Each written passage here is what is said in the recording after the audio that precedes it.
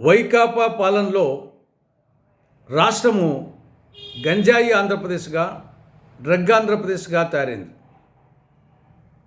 Drugs, గంజాయి ఎక్కడ పడితే అక్కడ లభ్యమయ్యే పరిస్థితి వచ్చింది.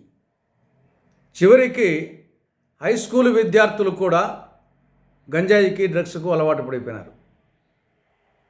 ఈ నేపథ్యంలో ప్రస్తుతం చంద్రబాబు ప్రభుత్వం అటు గంజాయిని, ఇటు డ్రగ్స్ను కట్టడి చేసేటందుకు ప్రత్యేక టాస్క్ ఫోర్స్ ఏర్పాటు చేయాలని నిర్ణయించడం చాలా హర్షణీయం.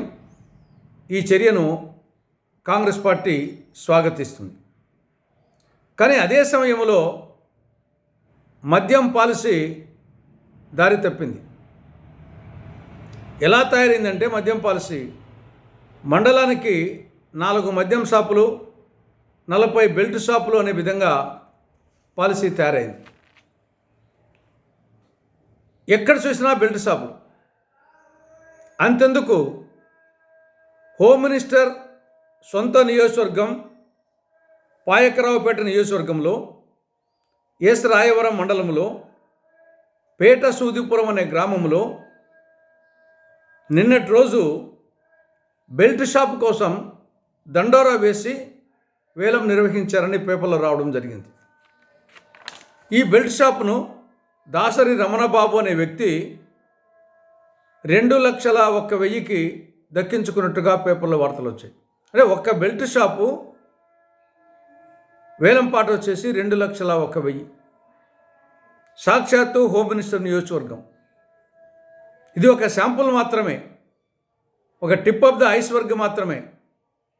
కాబట్టి రాష్ట్రంలో అనేక ప్రాంతాల్లో బెల్ట్ షాపులు విపరీతంగా వచ్చేసాయి. కాబట్టి ఇదే విధంగా కొనసాగితే రాబో రోజుల్లో మద్యం రాష్ట్రంలో ఏరులై సెలయేరులై ప్రవహిస్తుంది. రాష్ట్రము మధ్యాంధ్రప్రదేశ్గా, ఆటవిక ఆంధ్రప్రదేశ్గా, అరాచక ఆంధ్రప్రదేశ్గా తయారవుతుంది.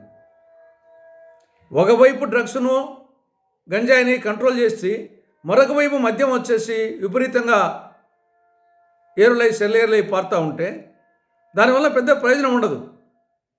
కుండకు బొక్క పెట్టి కుండలో నీళ్లు పోస్తే ఏ విధంగా ఉంటుందో ఆ విధంగా అవుతుంది. కాబట్టి ఇప్పటికైనా రాష్ట్ర ప్రభుత్వం బెల్ట్ షాపుల కట్టడి మీద ప్రత్యేక శ్రద్ధ వహించాలని కాంగ్రెస్ పార్టీ డిమాండ్ చేస్తూ ఉంది. ఇక రెండవ విషయం, శ్రీశైలం రిజర్వాయర్. ప్రస్తుతం శ్రీశైలం రిజర్వాయర్లో మొత్తం 215 టీఎంసీలు దాని కెపాసిటీ అయితే ప్రస్తుతం 131 టీఎంసీలు ఉన్నాయి.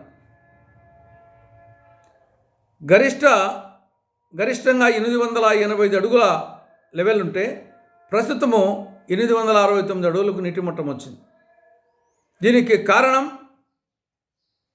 తెలంగాణ ప్రభుత్వం శ్రీశైలం ఎడమగట్టు జల విద్యుత్ కేంద్రం ద్వారా జల విద్యుత్ కోసం అని చెప్పేసి 33,315 క్యూసెక్కులు నీరు వచ్చేసి రోజు కిందికి వదులుతూ ఉంది. దానివల్ల శ్రీశైలం రిజర్వాయర్ ఖాళీ అవుతూ ఉంది. ఇదే పరిస్థితి కొనసాగితే రాబో వేసవి కాలంలో ఆంధ్రప్రదేశ్లో తీవ్ర సాగునీటి సమస్య దేవుడెరుగు, తీవ్రమైనటువంటి త్రాగునీటి సమస్య ఏర్పడుతుంది. కాబట్టి ఇప్పటికైనా ఆంధ్రప్రదేశ్ ప్రభుత్వం మేల్కొని తెలంగాణ ప్రభుత్వంతో మాట్లాడి ఈ యొక్క శ్రీశైలం రిజర్వాయర్ నుండి కిందికి నీళ్లు వదలకుండా తగు జాగ్రత్తలు తీసుకోవాలని కాంగ్రెస్ పార్టీ సూచిస్తోంది.